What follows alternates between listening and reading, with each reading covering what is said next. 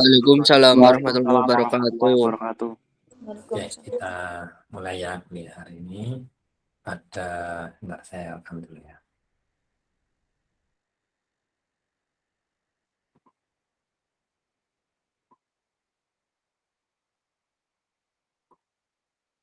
Oke, pada pertemuan yang lalu kita sudah membahas tentang pengantar dari manajemen memori. Beberapa hal mungkin perlu pendalaman ya dari apa yang sudah disampaikan kemarin, khususnya pada manajemen memori pada manajemen yang sederhana. Kemarin sudah dijelaskan beberapa model manajemen memori ya pada single programming, single aplikasi tunggal gitu ya. Juga pada multi user. Nah, itu kemarin sempat dijelaskan bagaimana manajemen yang sederhana, di mana pada penjelasan kemarin masih berfokus pada memori, masih berfokus pada terbatasnya ukuran memori ya, bahwa sebuah aplikasi yang dijalankan itu ukurannya tidak boleh melebihi dari ukuran memorinya. Nah, beberapa yang sudah kita bahas kemarin, ini saya share dulu ya. Ini pakai materi yang lain.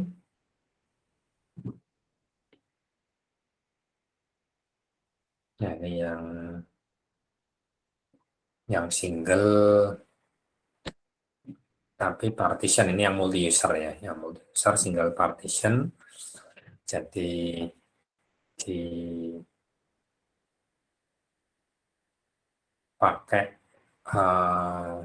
user itu menggunakan semua memori ya.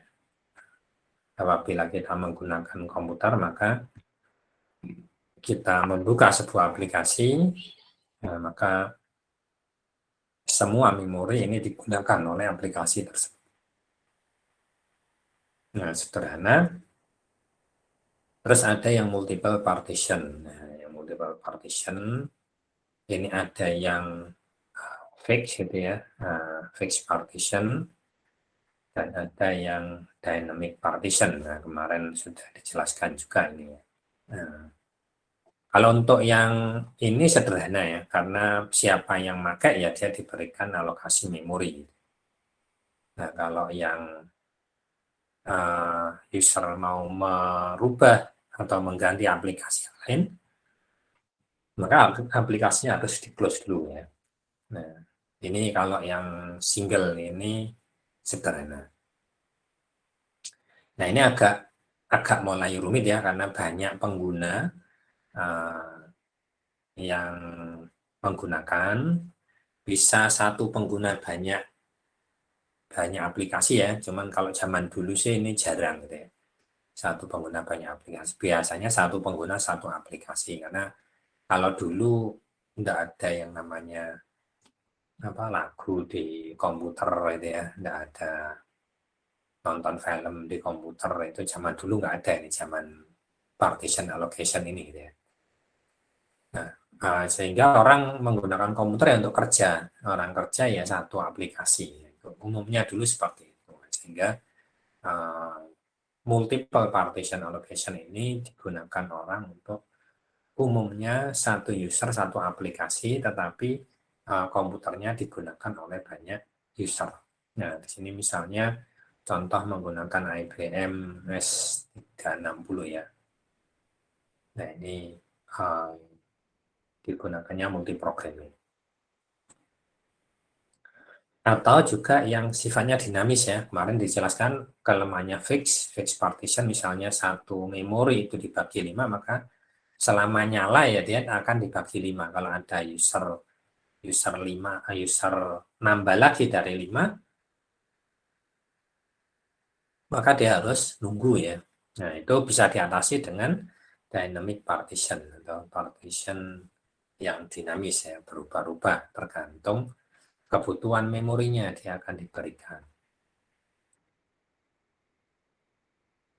Nah, ini misalnya eh,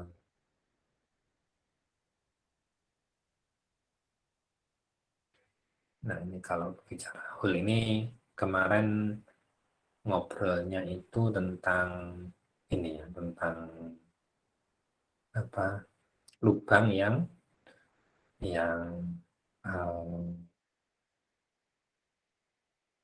tidak bisa digunakan. Nah, ini kemarin disebut fragmentation gitu ya, fragmentasi. Kalau pada partisi dinamis fragmentasi ini gambarannya sepertinya partisi dinamis ya, dynamic partition, karena ukurannya macam-macam ya ini. Nah, eh, akan terjadi fragmentasi eksternal kalau eh, dynamic partition ya. Maksudnya gimana Pak? Eh, apa fragmentasi eksternal. Nah, ini misalnya ada kondisi memori terakhir seperti ini gitu ya. Ada proses 5, proses 8, proses 2, terus proses 8 keluar. Nah, ini yang bisa diisi ya. Diisi oleh proses 9, terus proses 10. Nah, di sini ada sisanya gitu ya. Nah, kalau ada aplikasi yang lebih besar dari sisa memori, maka dia tidak bisa ditempati gitu ya. Atau mungkin proses 9 ini selesai, misalnya proses 9 yang ini. Nah, proses 9 ini selesai, maka kan kosong gitu ya. Nah, sebenarnya ada tempat eh, dua ini ya, 9 yang bekas 9 ini dan sisanya 8 tadi. Nah, kalau ada aplikasi yang lebih besar dari lubang ini, lubang di bekas 9 atau bekas 8 ini, eh, tetapi di bawah gabungan dari yang ada ya di 9 dan di 8 ini, maka aplikasi tersebut juga tidak bisa dieksekusi. Padahal secara memori mestinya masih bisa. Nah, ini gambaran ini ya, terjadinya fragmentasi lubang-lubang kecil yang kosong gitu ya, yang tersebar karena ada alokasi memori yang dinamis tadi ya, berubah-ubah ukurannya, maka ini akan memungkinkan terjadinya fragmentasi yang eh, sangat besar. Nanti semakin lama dia nyala, maka fragmentasinya akan semakin banyak. Nah, ini pada dinamisnya.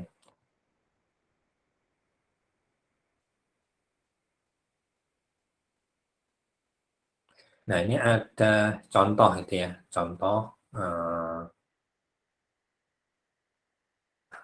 contoh pada dinamisnya ini kayaknya ya.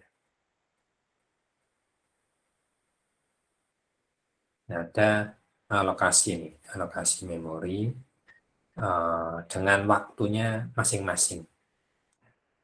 Ini ada 1000 kilo, ada 600, ya, ada 300, 700, 500. Tapi urutannya adalah P2 dulu ya, P4, terus P1, terus P5 ya, dan terakhir adalah P3. Nah, ini gambaran gambaran alokasinya ya. Nah, yang pertama yang dialokasikan adalah P2, P2 1000 kilo. Nah, di sini dialokasikan gitu ya. Nah, terus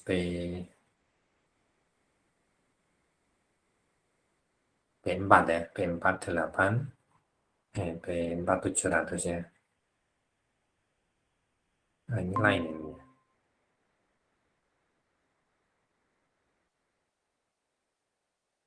Kalau di sini P1, P2, P3. Hmm.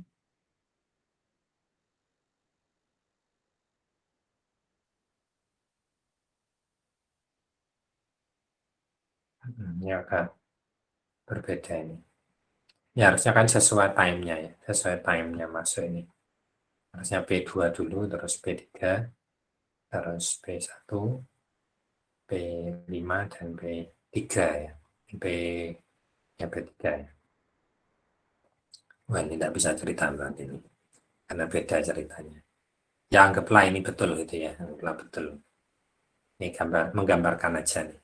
Nah, ini alokasi memorinya, ini 400, ini 0 sampai 400 untuk operating system ya. Terus sisanya 2160 kilo ini untuk memori bisa digunakan multi user.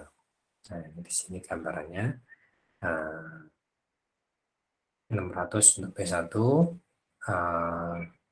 1000 untuk B2, dan 300 untuk B3 ya. Ininya benar tapi pengalokasiannya salah. Nah, terus seiring berjalannya waktu itu ya, B2 ini terminate gambarnya. Terminate itu berarti selesai ya B2 nya. Dan baru masuk.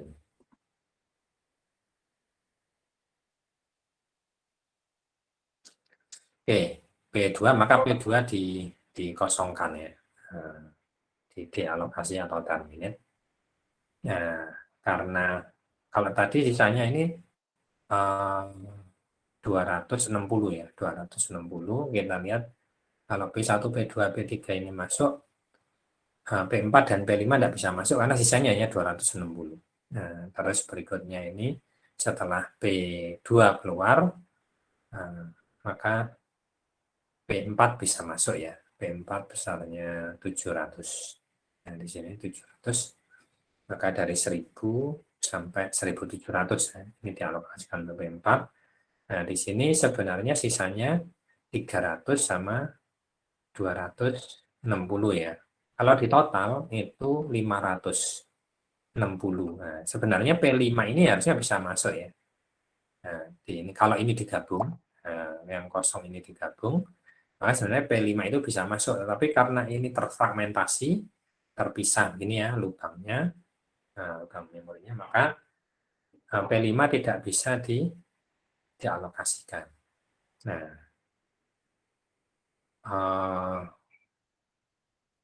selanjutnya ini P1 ini terminate itu ya, P1 ini ada 600. Nah, maka baru P5 itu bisa dialokasikan P5 di sini ya. Nah, 500 di sini 600 sehingga sisanya 100. Nah, ini gambarannya kita bisa melihat alokasi ini menyebabkan terjadinya fragmentasi yang banyak di sini 100, di sini 300, di sini 260 gitu ya. Nah, ini yang kalau ada aplikasi lagi maka tidak bisa yang lebih besar ya dari lubang ini. Tadi 300 atau 400 saja tidak bisa masuk ya. Karena sisanya di sini 300, ini 200, di sini 100. Padahal harusnya kalau 400 masih bisa masuk. Nah, mungkin dalam pemikiran kita, ini kalau digabungkan gitu ya, di defrag, dulu mungkin pernah dengar istilah defragmentasi gitu ya. Nah, ini bisa kita gabung-gabungkan ya. P4 kita geser, sehingga dengan P5 ini mepet gitu ya.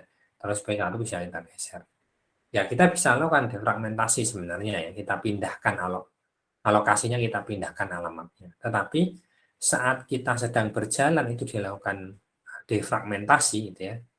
Itu akan menyebabkan proses akan berhenti ya, karena akan pindah alamat kan harus disesuaikan ya. Nah, sistem operasi sedang menyesuaikan, maka ini tidak bisa aplikasinya tidak bisa dijalankan ya, kecuali aplikasi yang tidak defragmentasi.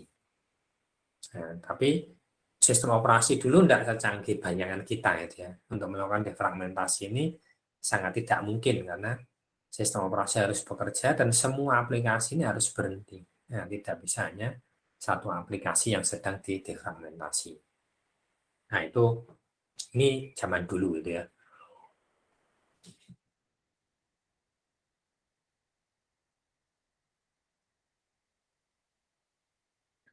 Oke, ini gambarannya masih sama seperti kemarin ya.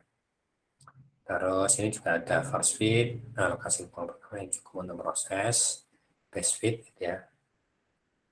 alokasi lubang terkecil yang cukup untuk proses kemarin juga sudah. Worst fit ini yang paling besar ya, lubang terbesar. Kenapa kok terbesar ya? Mikirnya biar dia tidak terpisah-pisah menjadi kecil-kecil gitu ya. Mikirnya seperti itu. Ini algoritma ini sebenarnya untuk menghindari terjadinya fragmentasi yang banyak gitu ya. Jadi ternyata algoritma ini juga masih tetap saja menimbulkan fragmentasi. Nah, ini gambaran fragmentasinya ya.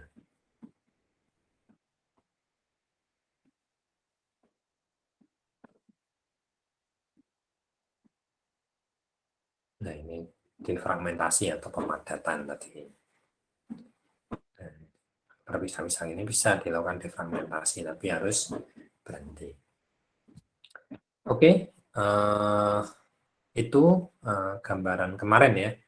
Nah, tentang ini mengulas apa yang sudah disampaikan kemarin. Nah, ini semoga bisa dipahami dengan sebaik-baiknya ya. Nah, untuk yang berikutnya ini agak berbeda manajemen memorinya ya.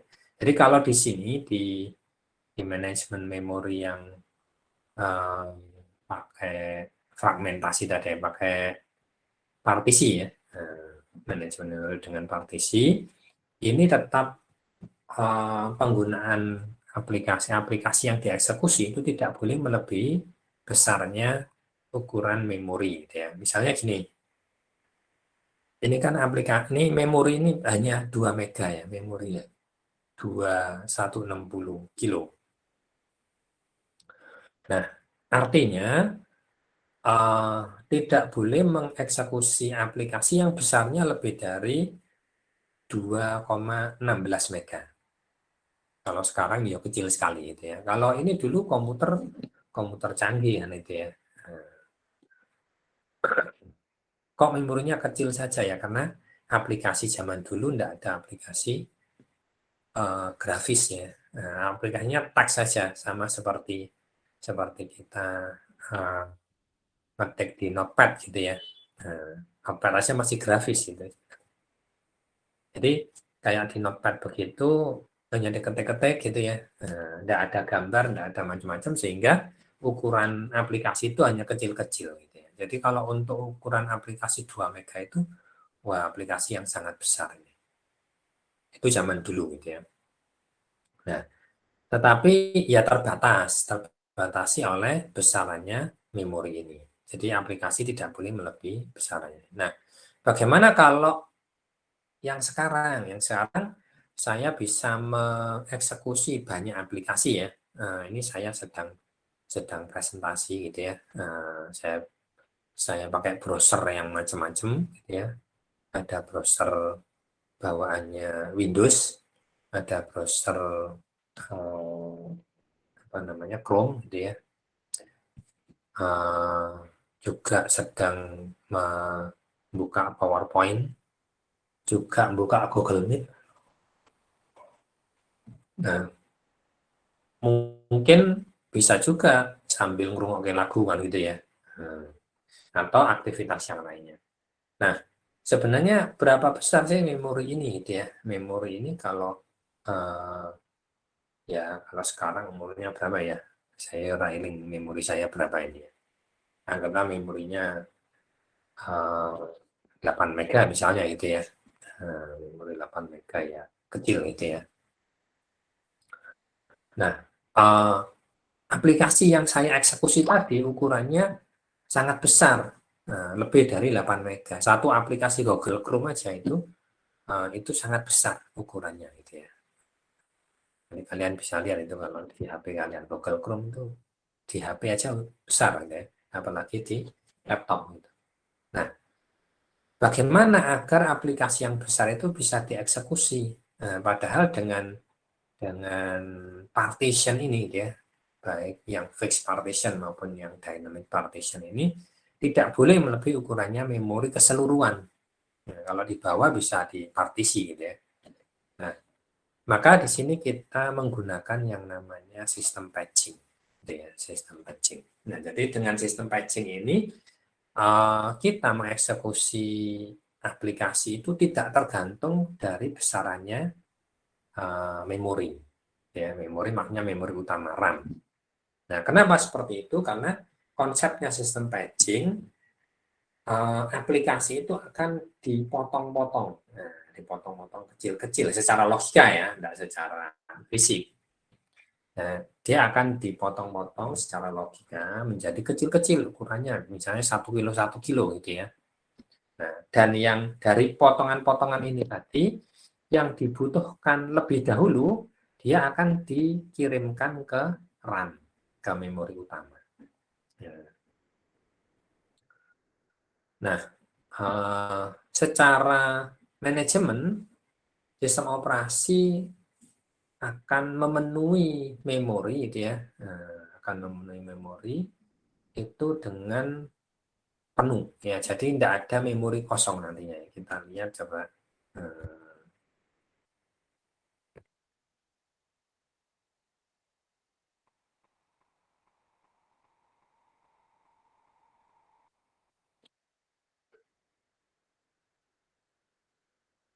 ini, bentar, semoga bisa nih. Kita lihat ya di task manager.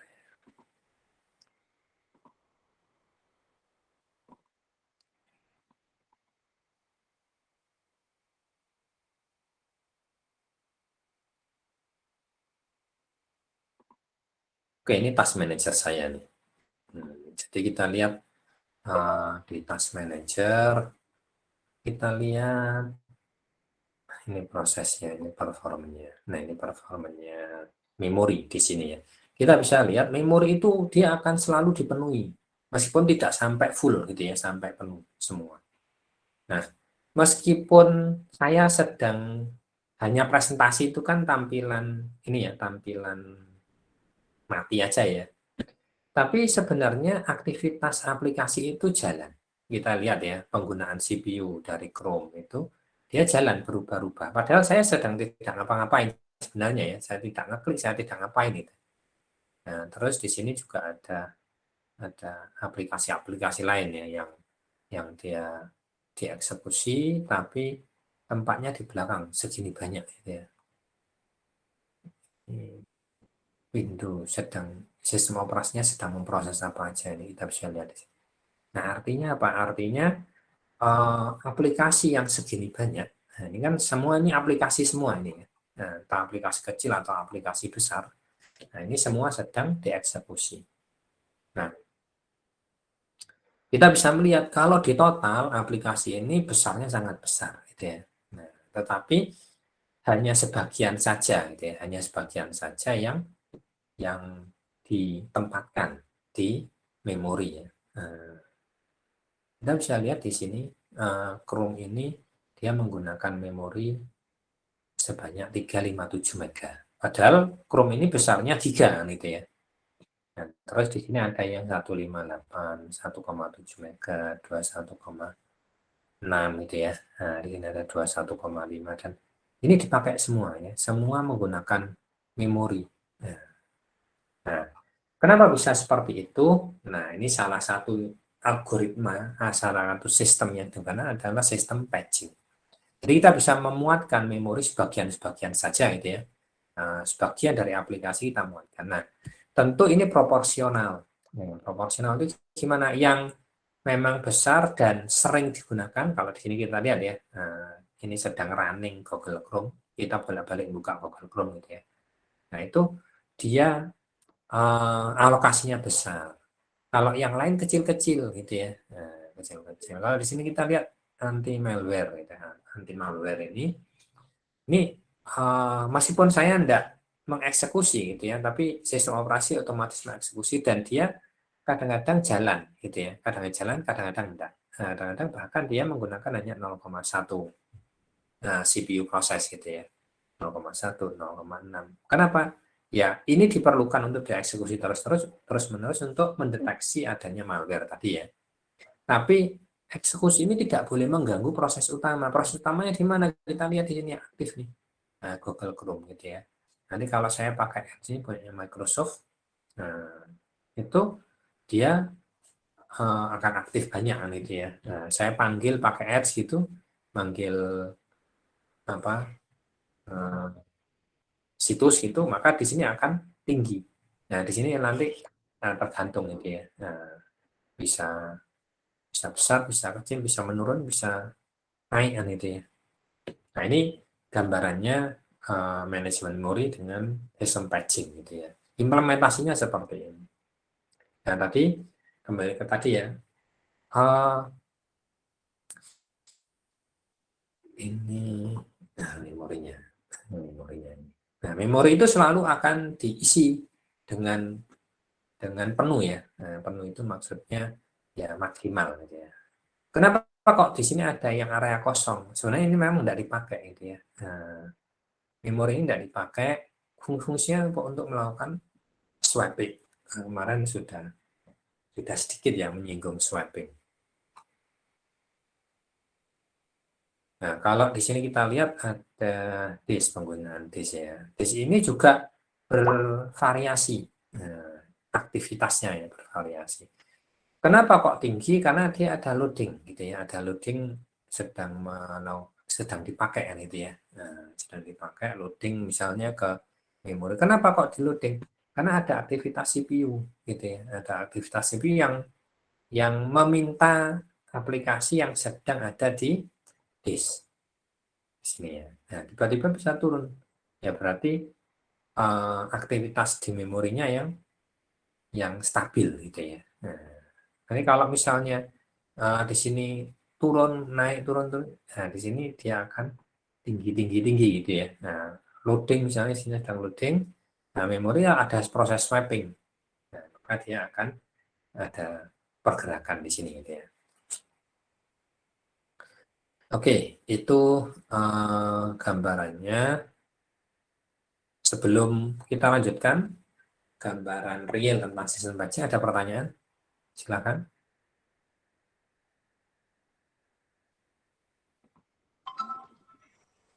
Cukup paham, Pak.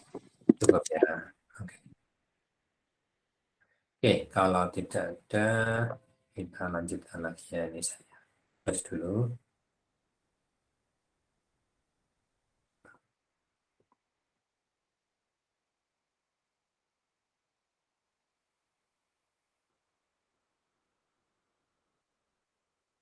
Ya, kita kembali ke sini.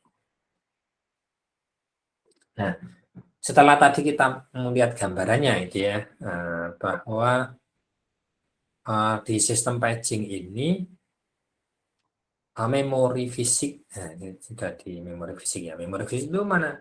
Memori fisik itu RAM gitu ya. Kalau yang ngobrol di sini, ya, memori fisik atau physical memory ini disebut RAM. Nah, itu dia akan dipetakan ke dalam blok-blok yang ukurannya tetap. Kita sebut sebagai frame. Nah, memori logika, mana memori logika? Memori logika ini menggunakan secondary storage. Nah, secondary storage itu misalnya hard disk, flash disk, dan lain-lain yang disk yang tersambung ke komputer kita. Nah, dia juga dipetakan. Nah, dipetakan dalam blok-blok yang ukurannya sama dengan frame tadi juga gitu ya ukurannya. Nah, tapi kalau pemetaan logika di dalam memori maya gitu ya, itu disebut sebagai batch. Jadi yang di memori fisik di RAM itu disebut sebagai frame, di memori maya disebut sebagai batch. Kenapa maya gitu ya? Karena kita seakan-akan membuat memori fisik gitu ya, seakan-akan ya, makanya disebut maya. Seakan-akan punya memori fisik yang bisa diakses oleh prosesor. Nah, gitu ya. Kan prosesor itu ngaksesnya ke memori fisik gitu ya. Nah, tetapi dengan konsep sistem patching ini nah, yang menghendaki agar aplikasi yang besar juga bisa dieksekusi ya, melebihi besarnya ukuran memori fisik bisa dieksekusi, maka dibuat memori maya. Nah, memori maya ini menggunakan memori sekunder. atau hard disk ya, misalnya hard disk. Misalnya ada DVD, ya DVD dia akan dipetakan juga gitu ya. Yang bloknya ukurannya sama. Nah, jadi kalau kita nyambungkan apapun ke sini terkait dengan secondary storage, maka dia akan langsung dipetakan dan dianggap sebagai memori maya. Gitu ya. Jadi ingat bahwa memori fisik potongan-potongannya gitu ya, disebut sebagai frame. Kalau di memori maya, potongannya disebut sebagai page. Nah, sehingga asalnya patching ini, sistem patching ini asalnya karena kita membuat page di memori maya. Nah, gitu ya. Nah, semua daftar frame yang bebas disimpan. Jadi, dibuat daftarnya itu ya. Nah, yang kosong di ya sebenarnya sih semuanya ya, semua yang kosong maupun yang terisi itu ya dipetakan semuanya. Ada daftarnya gitu.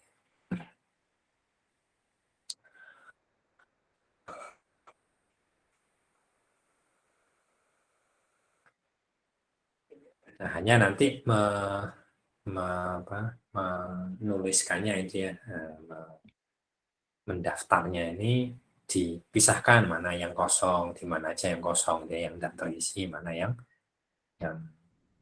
apa, yang terisi ya. Nah, untuk menjalankan program dengan ukuran n page, perlu menemukan n frame. Jadi kalau ukurannya program itu ukurannya n gitu ya, sejumlah page-nya itu, maka perlu sejumlah frame juga yang bebas, dan meletakkan program pada frame tersebut. Nah, ini jadi kalau misalnya ini mengeksekusi yang harus dimuatkan ke RAM itu besarnya 100 page, maka harus ada 100 page yang bebas di memori fisik ya. Nah, di RAM itu harus ada 100 frame yang bebas.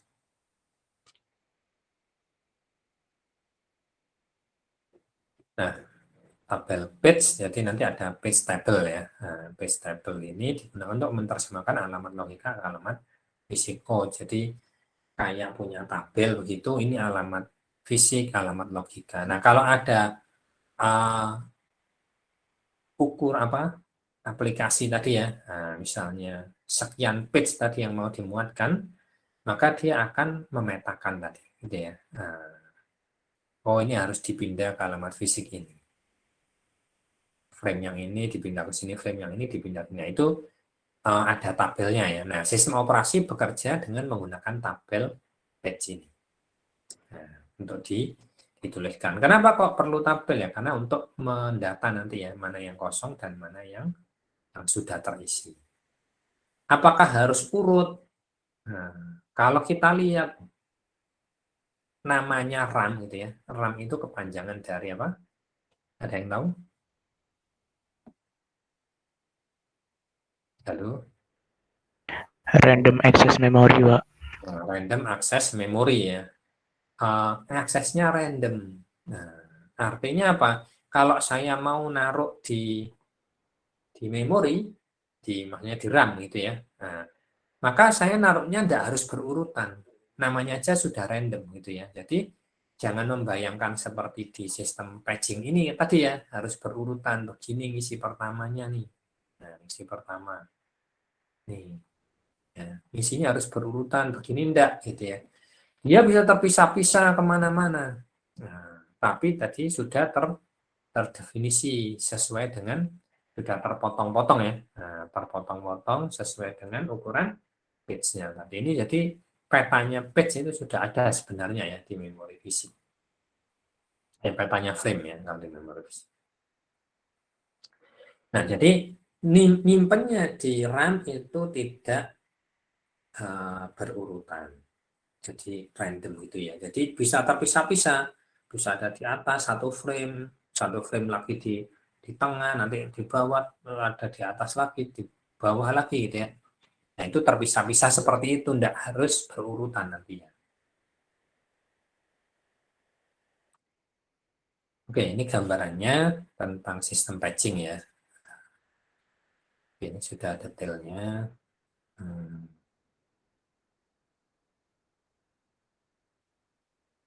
Nah, setiap alamat dibagi oleh CPU dengan bagi ke dalam dua bagian, yaitu page number dan page offset ya. Page number ini digunakan sebagai indeks ke dalam tabel page. Page table berisi alamat baris dari setiap page pada memori fisik. Sedangkan page offset ini mengkombinasikan alamat basis dengan page offset untuk mendefinisi alamat memori fisik yang dikirim ke unit memori. Jadi ini untuk memetakan bagaimana setiap alamat itu dibangkitnya. Jadi alamatnya itu ada page number, ada page offsetnya gitu ya.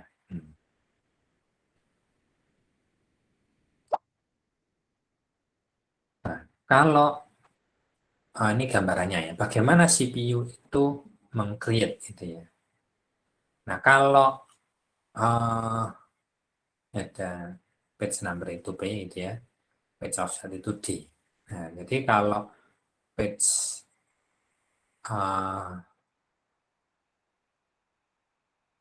page number ya, nah itu untuk membuat indeks di page table ini ya.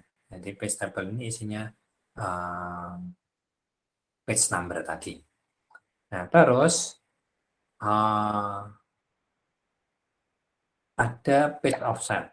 Nah, page offset itu untuk dipetakan nanti untuk akses ke RAM, nah, physical memory. Jadi untuk ke RAM-nya. Jadi kalau misalnya CPU butuh ini, maka dia langsung lihat ke sininya ya, ke offsetnya. Tetapi juga untuk mempercepat kan ini kalau langsung dari CPU langsung ke memori kan ini random gitu ya, jumlahnya jutaan mungkin. Nah, maka ini akan lama. Untuk mempercepatnya gimana? Dia akan nyari indeksnya di mana nih, posisi yang diminta ini gitu ya. Maka dia mendapatkan, oh tempatnya di T misalnya gitu ya. Tempo F ini. Oh, F ya. Misalnya di F. Jadi kombinasi antara, oh ini F, nah, tempatnya di F. Maka dia akan ditentukan. Oh, dengan kombinasi hasil dari indeks ini dan yang diminta oleh CPU ini akan dicari di alamat sini. Nah, ini untuk mempercepat pencarian ke physical memory gitu ya. Ini gambarannya tadi bagaimana CPU itu bisa mendapatkan apa yang diinginkan dengan cepat.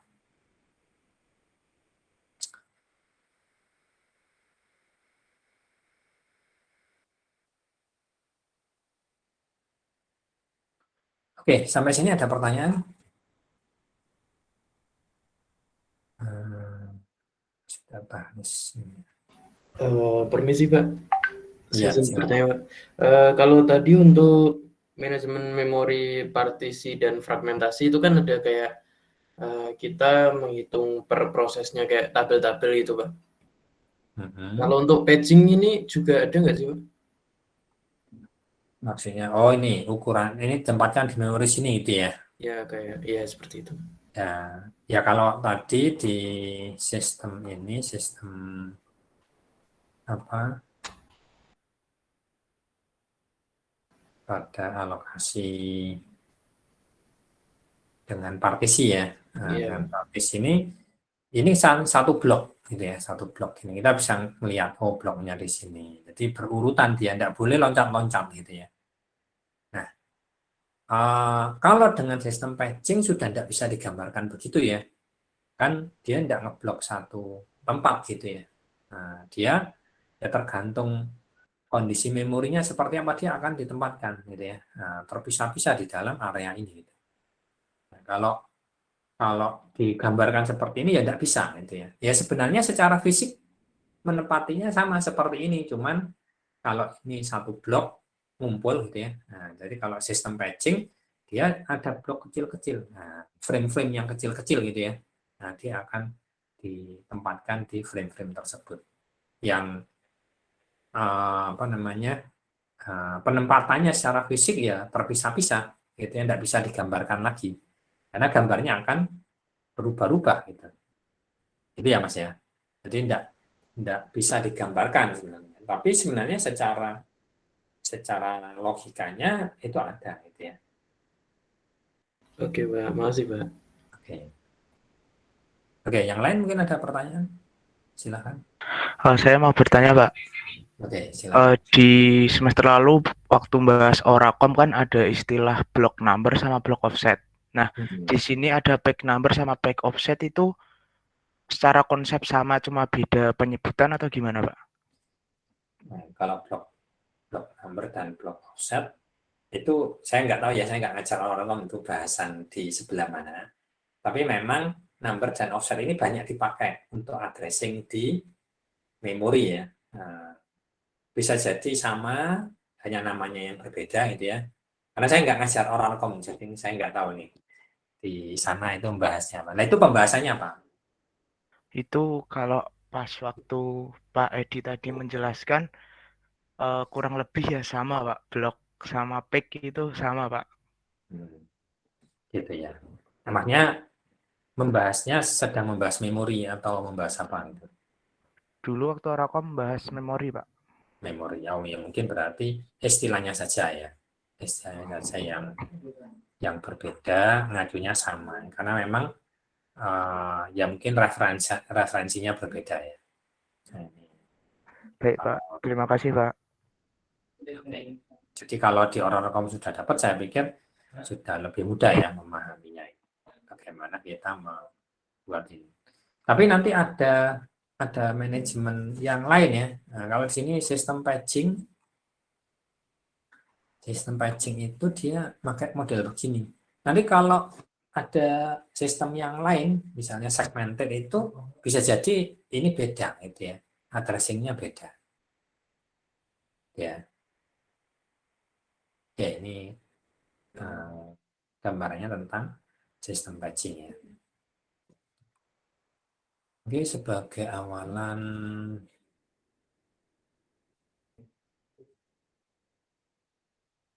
nah, kalau kita lihat di sini sistem patching itu implementasinya ya. Ini komputer-komputer kuno sebenarnya ya. Contoh pada deck ini jenis komputer ya. Kayak kita misalnya ada kalau komputer kita ini sebenarnya basicnya basic IBM, tapi sekarang sudah tidak ada ya komputer apa pabrik IBM-nya sudah tidak ada nih. IBM-nya itu sekarang jadi Lenovo. Ini arsitekturnya pakai IBM arsitektur ya. Nah, di sini ada arsitektur lain, ada DEC gitu ya. Ada Apple, itu kan beda ya. Komputer komputer misalnya komputer saya di sini ini yang IBM kompatibel bahasanya begitu. Nah, basicnya IBM, arsitekturnya punya IBM, dengan arsitekturnya punya Apple beda gitu. Nah, ini DEC ini beda lagi gitu ya. Nah, jadi ini contoh yang menggunakan sistem patching ini gitu ya. Sebenarnya adalah komputer di DEC PDB-11 gitu ya.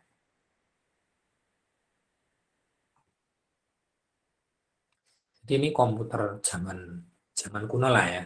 Nah, zaman saya masih kuliah dulu itu mungkin malah sebelumnya lagi ya, karena dulu pernah pernah jualan komputer DEC zaman kuliah ini. Tapi tidak banyak berkembang di Indonesia.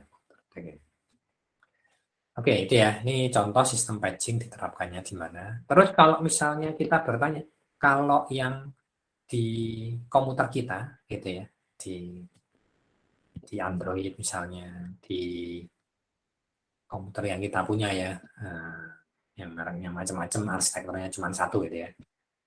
Nah, atau mungkin di komputernya Apple, laptopnya Apple, atau di HP-nya Apple.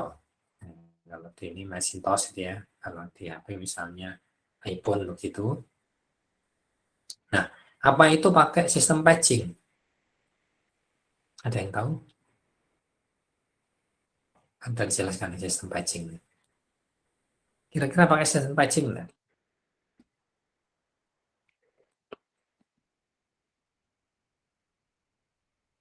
Nggak tahu ya. Ya kamu nggak tahu.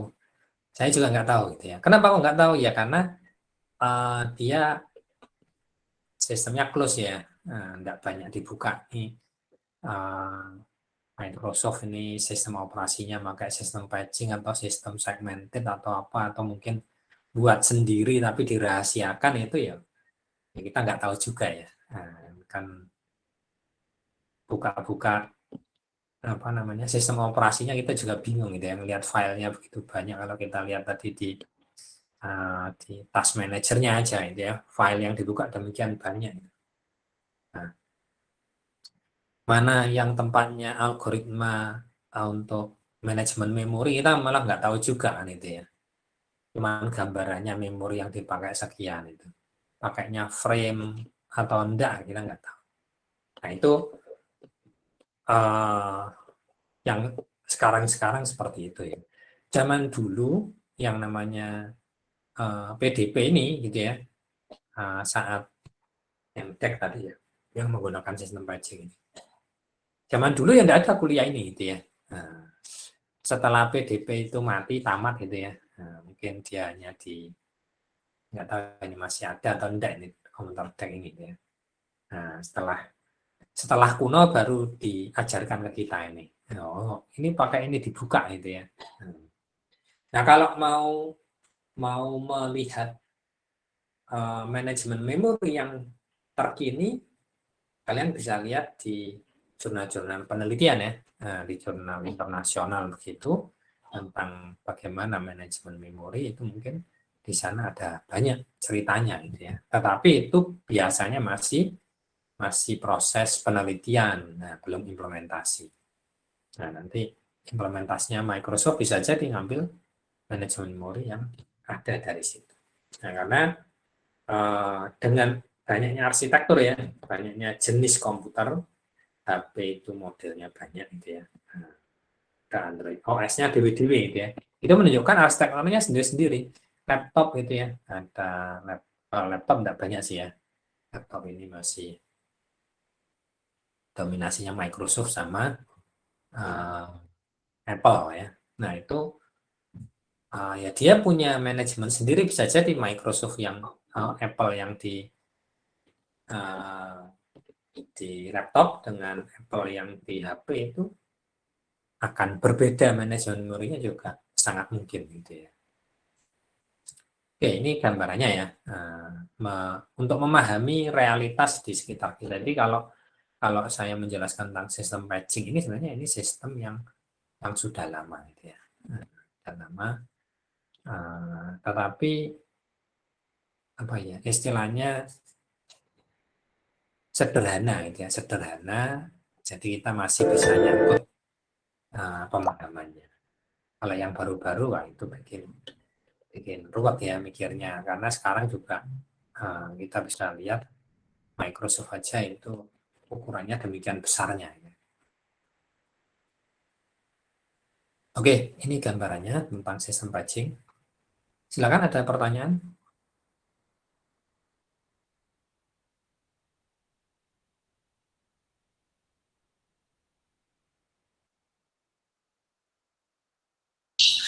Pak Edi, berarti untuk patching ini akan jarang muncul dalam persoalan ya, Pak? Akhirnya persoalan. Ya, maksudnya kalau ada UAS mungkin yang lebih banyak seperti yang fragmentasi sama partisi itu ya, Pak? Atau Ya gimana? enggak, justru yang banyak ini. Nah, Nah, itu tidak bisa digambarkan berarti gimana? oh ya nanti ini. Nah kalau di sistem patching nanti pakainya algoritmanya ya. Kita bahas Oh, algoritmanya. Cuman algoritmanya itu bahasan minggu depan ini pengantar ke sistem patching aja gitu ya. oh iya, oke, Pak. Nah, Masih, jadi Pak. ini kalau yang ini tidak banyak keluar yang pembahasan ini ya. Tapi algoritma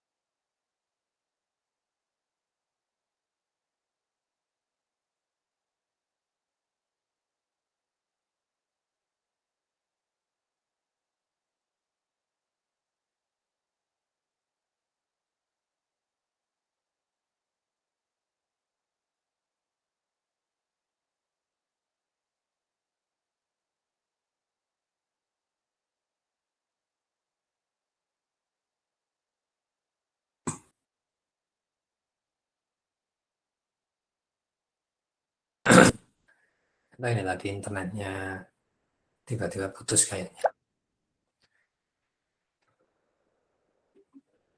Oke, Ya, Pak. ulang lagi ya. Tadi sampai swapping masih ini ya. Ya, algoritma batching, Pak. Nah, batching. Oke, jadi kita sedikit membahas swapping tadi ya. Jadi, bentar.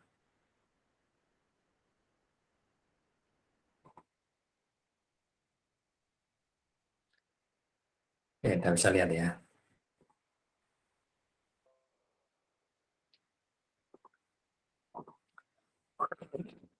Oke, di patching itu ada istilah namanya swapping. Nah, jadi kalau tadi saya ulang tadi misalnya uh, anggaplah ini RAM ya, main memory ini. Nah,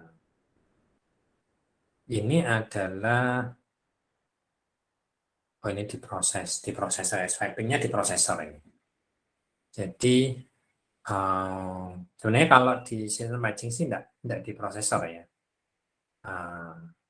Ini backing store. Berarti benarnya. Ini adalah hard disk ya, backing store yang berarti penyimpanan. Nah, misalnya prosesor minta nih, prosesor, saya kasih nama aja ya, anggaplah prosesor itu dosen gitu. Nah, prosesornya minta Tina gitu ya. Tina, kalau Tina itu ada di sini, di main memory, maka dia langsung bisa memberikan ke prosesor. Nah, tetapi kalau misalnya prosesor minta lagi tadi ya, minta Herunya nggak ada di sini. Nah, Herunya nggak ada di sini, maka dia akan nyari di backing storage ini. Nah, cari Heru onora gitu ya. Nah, Heru itu bagian proses mana? Proses satu. Meskipun di sini juga random ya, di backing storage ini juga random. Nah, dia akan nyari di backing storage. Oh, Heru ada di sini. Kalau Heru ada di sini, maka dia harus dimasukkan dulu ke RAM, baru bisa dikirim ke prosesor. Nah, tapi RAM-nya tadi lihat ya, RAM-nya penuh. Maka dia akan ditempatkan di area swap gitu ya, area swap. Tetapi dari sini, dari RAM, ini dimasukkan ke sini ya. Nah, dari dalam RAM ini tetap harus ada yang dikeluarkan gitu ya. Nah, dikeluarkan, maksudnya dialokasikan ya. Nah, maka dipilih nanti itu ya. Nah, misalnya si Tono misalnya. Nah, Tono ini ada di dalam RAM tapi tidak dipanggil. Tadi Heru tidak ada di dalam RAM tapi dipanggil. Maka Tono dikeluarkan. Misalnya secara algoritma ya, secara algoritma terpilih ini Tono yang harus keluar, maka Tono dikeluarkan. Tadi Heru sudah masuk, dikeluarkan. Jadi ini adalah proses swap ya, ada swap in, ada swap out. Yang dibutuhkan dia akan swap in, yang terpilih untuk dikeluarkan, maka dia swap out. Nah, ini nanti kita akan membahas tentang algoritma swapping ini ya. Algoritma swapping atau istilahnya itu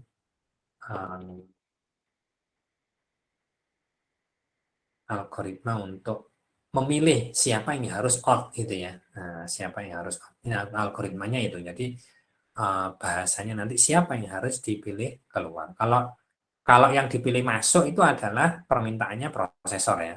Tapi nanti algoritma ini menentukan siapa yang dipilih keluar. Nah, siapa yang dipilih keluar dari RAM ini itu sangat menentukan nanti kecepatan komputer ya. Kan kita kadang pakai komputer ada yang cepat, ada yang lambat. Nah, salah satu penyebab lambat atau cepatnya itu ditentukan oleh proses swapping ini, proses siapa yang dikeluarkan. Kenapa ini mempengaruhi proses? Kalau yang dikeluarkan ini, ya, misalnya tadi Tono dikeluarkan, tetapi berikutnya dipanggil ternyata ya, baru saja dikeluarkan. Ternyata dipanggil prosesor Tonondi gitu ya. Itu barusan dikeluarkan gitu ya, maka masuk lagi gitu ya. Untuk ganti Tono dicari Siti misalnya. Nah, Siti di out. Barusan dikeluarkan ternyata prosesor manggil Siti gitu ya. Kalau sering terjadi swap begini, maka akan lambat. Nah, dibanding kalau dia enggak, yang dipanggil itu ada di RAM kan, dia langsung cepat gitu ya, langsung cepat. Nah, di samping karena tersedia di sini gitu ya, nah, sehingga cepat. Juga kalau lambat itu karena secara secara fisikal backing storage ini aksesnya memang lebih lambat ya. Akses hard disk kan lebih lambat daripada akses memori kan. Nah, memori kecepatannya lebih tinggi, hard disk lebih lambat. Ini bahasan minggu lalu gitu ya tentang memori. Yang ada yang ada segitiganya itu ya, segitiga itu yang di bawah itu paling lambat, yang di atas paling cepat. Yang bawah kapasitasnya besar, yang atas kapasitasnya kecil kan itu ya. Nah, jadi secara mesin, secara perangkat memang RAM ini lebih cepat dibanding di hard disk misalnya. Nah, sehingga kalau prosesor bolak-balik minta yang ada di hard disk, ya dia akan terlayani dengan lebih lambat. Nah, padahal kalau prosesor minta, itu artinya sedang dipakai. Nah, prosesor akan nunggu berarti. Nah, nunggu untuk sampai. Nah, maka nanti akan menyebabkan, kalau sering terjadi swapping ini akan menyebabkan lambat. Nah, maka butuh algoritma yang baik untuk menentukan siapa yang dikeluarkan. Ya. Nah, algoritmanya nanti kita bahas minggu depan. Oke, ini adalah proses swapping ya. Saya pikir ini mungkin sudah bisa dipahami ya dengan baik ya. Silakan, mungkin ada yang bertanya lagi?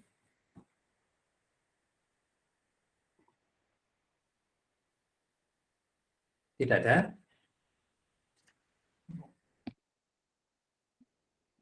Oke, kalau tidak ada, saya pikir cukup sekian dulu ya untuk pertemuan hari ini. Minggu depan kita akan membahas tentang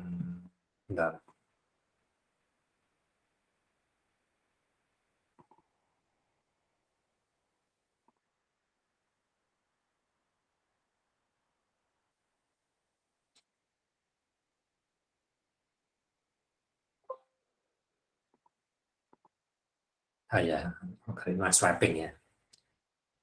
Sebenarnya bukan swappingnya, tapi tadi yang diganti sopo itu ya. Dibahas tentang replacement algorithm, jadi algoritma pergantian bits ya. Bagaimana macam-macamnya apa aja nanti kita bahas.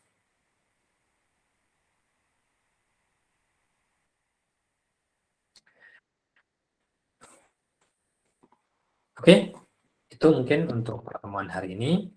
Dan hari ini cukup absen saja, kalian bisa screenshot seperti biasa sebagai absen di Kulino, dan nanti tinggal ditampilkan ya. Oke, sampai sekian. Terima kasih. Assalamualaikum. Waalaikumsalam. Waalaikumsalam warahmatullahi Terima kasih, Pak Edi. wabarakatuh. Terima kasih, Pak. Oke. Terima kasih, Pak.